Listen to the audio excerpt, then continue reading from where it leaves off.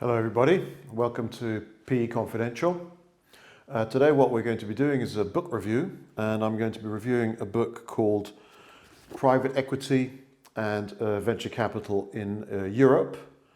And this book is authored by Stefano Caselli and Giulia Negri.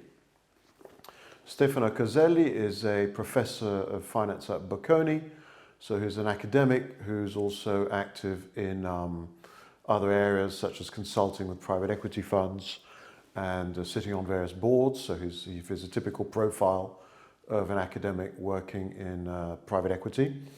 And Giulia Negri is a more junior figure who's a research assistant and kind of assistant lecturer who's obviously done most of the work on this.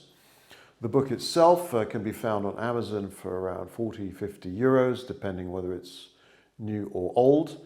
And the edition is 2018, so it's quite a recent book, and so in that sense that should be quite a good thing. The book itself is divided into four sections. The first section is a kind of wide overview of the private equity market, looking at venture and growth and all the various other aspects of the macro environment of private equity.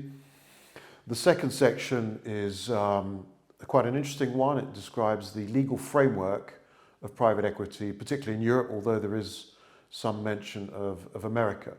And this is quite interesting in a private equity book because most books don't really go into much depth about the legal and regulatory framework of private equity.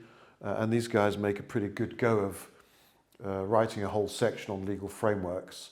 And in that way, I think it's actually probably one of the best sections of the book. The third section of the book is more towards the micro aspects of private equity funds and how they're managed. So they go into managing investments and how private equity funds really do their jobs. And in this sense, I think it's probably the weakest section of the book because it discusses it, but really very much too much in theory. Because really the nuts and bolts of what private equity funds do is very much an applied science. They give a good description of it, but they don't really get across how it's really done. So I think that's probably the weakest section of the book. And the fourth and last section of the book discusses valuation in private equity and some of the new trends such as impact investment and incubators and crowdfunding. So that's discussed in some short form, which just as a kind of illustration and as a kind of an update. So it's an ambitious book. It's wide-ranging. It's got these four sections, as I mentioned: a big overview of the market, the legal and regulatory framework, the actual operations of a private equity fund, and then valuation and new trends. So it's an ambitiously wide range of topics, which is more than most private equity books would give.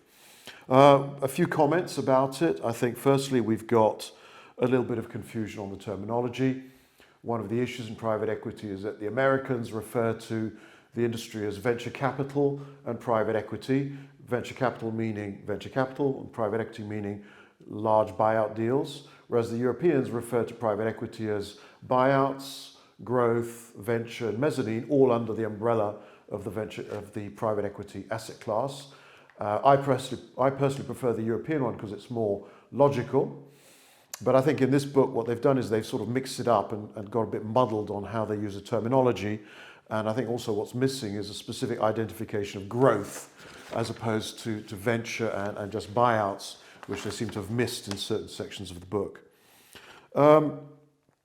The second section, as I mentioned earlier, is probably very much the best section.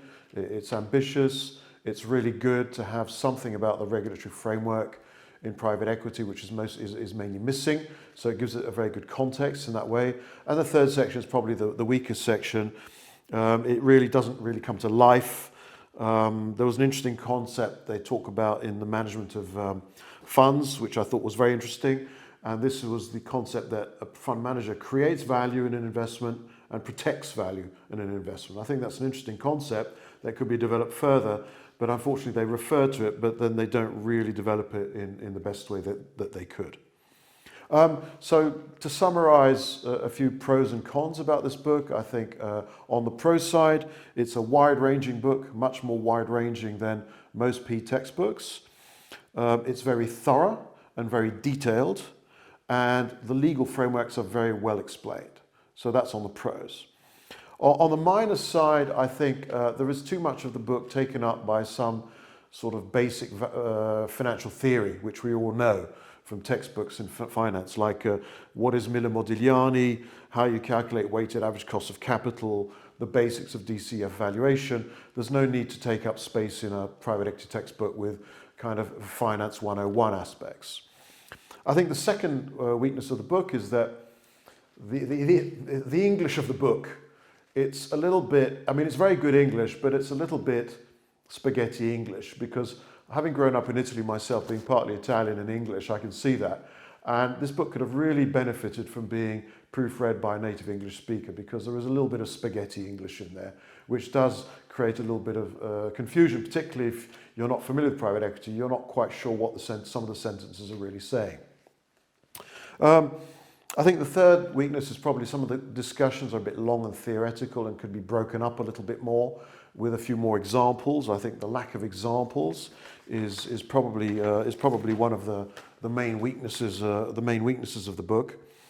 And so to summarize, I think this book here is an excellent book if you're already quite familiar with private equity. If you're already quite familiar with private equity and you're working in private equity either as a fund manager or with the industry, this is a great textbook to put it into a kind of structured context to help you get an overview, but you already need to know what you're talking about. If you are an entry-level person looking to learn about private equity, frankly, this textbook isn't really for you, because it's just too demanding, and you really need to have a strong practical knowledge in order to get the benefit of this textbook. And the final thing I'd say about this is that it was written by Italians. It's around Bocconi, which is obviously a major business school and a kind of a centre for private equity in Milan, where I lived for many years in Italy. I think there is a story to be told about Italian private equity. In other words, most export of the private equity know-how to emerging markets, for instance, is Anglo-American. Americans set up, UK funds will set up in Africa or Asia, some French in Africa. But the Italians have this amazing know-how about family companies, about succession problems, and how private equity can go into family companies. And they really need to tell the story and get it out to the rest of the world, because there's a really good story to be told. And unfortunately, this textbook doesn't do that. It's a kind of very good textbook, but it's basically of Anglo-American inspiration. So as my final word, if you'll allow me, io penso veramente che il private equity italiano, dove ho lavorato durante gli anni '80, ci sia una possibilità di esportare questo know-how importante sulle aziende di famiglia, sui problemi di successione e così via. E io aspetto ancora il libro che lo faccia. Thank you very much for your attention, and have a good day.